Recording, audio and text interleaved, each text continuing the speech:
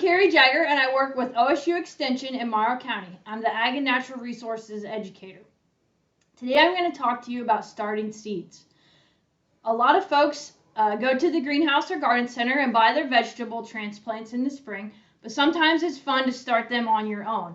And a few reasons that you might want to start them on your own is that you can choose different varieties, unique varieties, or heirloom varieties that you might not be able to get from the garden center. And a few other things you want to think about when you're starting seeds is, do you have the space to start them, and do you have the time to take care of them? Because it is time consuming and it can be kind of a pain if you don't have the time allowed to take care of them. So a few things that you're going to need. I like to get creative when I seed start. You don't have to have the fancy trays from the garden center. You can use a few things that you have laying around your house. One thing here that I like to use are egg cartons. Just make sure that you poke holes in the bottom of them. That way the water can drain out, and it'll drain out in the tray, which is nice because then it won't get all over your floor or your carpet wherever you have your seeds setting. Another thing that you might be able to use are Keurig K-Cups. A lot of the people in our office drink the coffee or the hot cocoa in them, and they saved them for me. And again, just make sure you poke some holes in the bottom so the water drain out, and you can start some seeds in those K-Cups. You could also check at a local greenhouse to see if they have any used trays in their recycling bin. And I'm sure if you went to a local greenhouse and asked them, they would share them with you. But if you do get these, you want to make sure that you wash it real well and sterilize it and sanitize it. Now this was a 98 or a 100, so you may not want to plant 98 or 100 tomatoes or peppers. So I cut this down into a few smaller trays, and that way you can start just exactly what you want in there. You may only want six of one kind of pepper and 6 of one kind of tomato.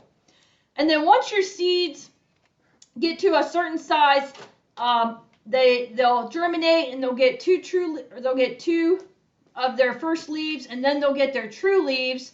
Once they get those true leaves, you can think about transplanting them out of your starting trays and into something a little bigger. These are just some yogurt cups that I've had laying around, and you just cut holes in those so the water will drain. Or you can use used pots. Again, make sure you wash them with hot bleach water to sanitize them, get any dirt out. Make sure they've got holes in them as well. And then once maybe they grow out of this pot, you can bump them up into something bigger. And hopefully by the time they get into something this big, you can go ahead and plant it into your garden. So another thing you want to think about is to get a good seed starting mix. I'm not promoting any brand here, but a seed starting mix is a soilless mix. It doesn't have any soil in it. It's real soft. The roots can start growing real easily in that. And you want to pre-moisten it. So in my trays, I went ahead and put the seed starting mix in, and then I put a little bit of water on it. If I was going to plant a lot of stuff, I would take this bag and I would actually put water down in it and work it around and get that soil nice and moist, and then I would fill my trays with it. So you want to pick out some seeds. We'll do a couple peppers here.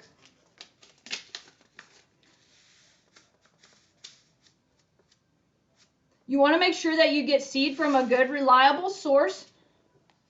And if you're saving seeds, you want to make sure that you save seeds from heirloom varieties only, because heirloom is a little bit more reliable seed source to save seeds than actually saving seeds from F1 hybrids.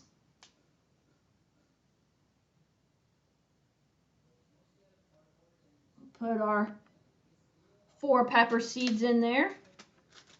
Then you take a toothpick and you just poke those down in that soil. You don't want them too far in, just barely under that soil surface.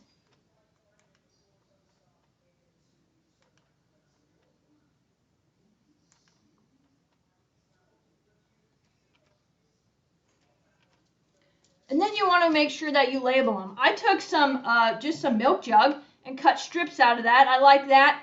It seems to last a little bit longer. And then these peppers were California Wonders. So we'll just write that on your slip.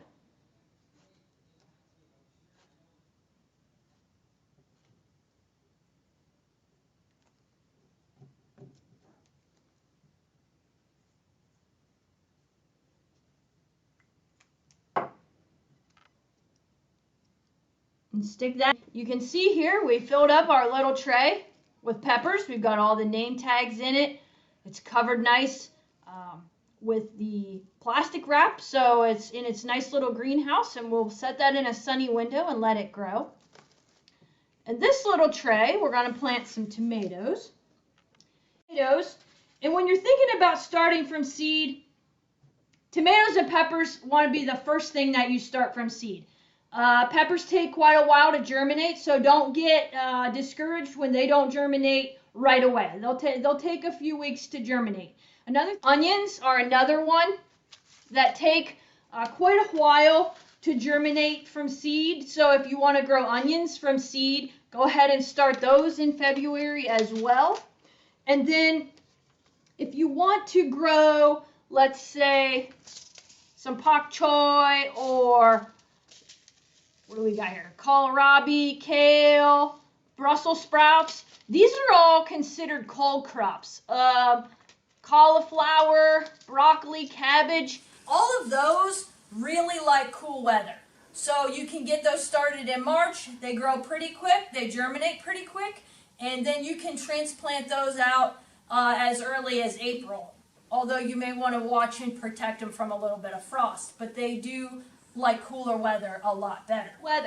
So they can be set outdoors a little bit sooner than your tomatoes and your peppers. Tomatoes and peppers ideally should be planted from your transplants out into the garden after Memorial Day. A good rule of thumb was Mother's Day, but we've had a lot of frosts and not hard freezes, but freezes right around Mother's Day. So I encourage folks more and more to plant your gardens after Memorial Day. So for tomatoes, we've got some cherry tomatoes. Again, 1 seed per cell.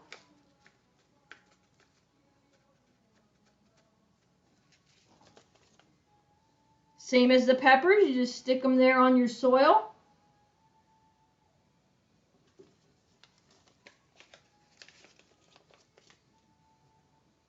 And push them right down in.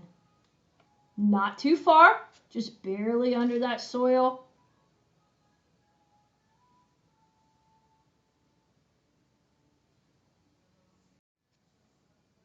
And again, make your little tags for them, cover them, and you'll be set to go.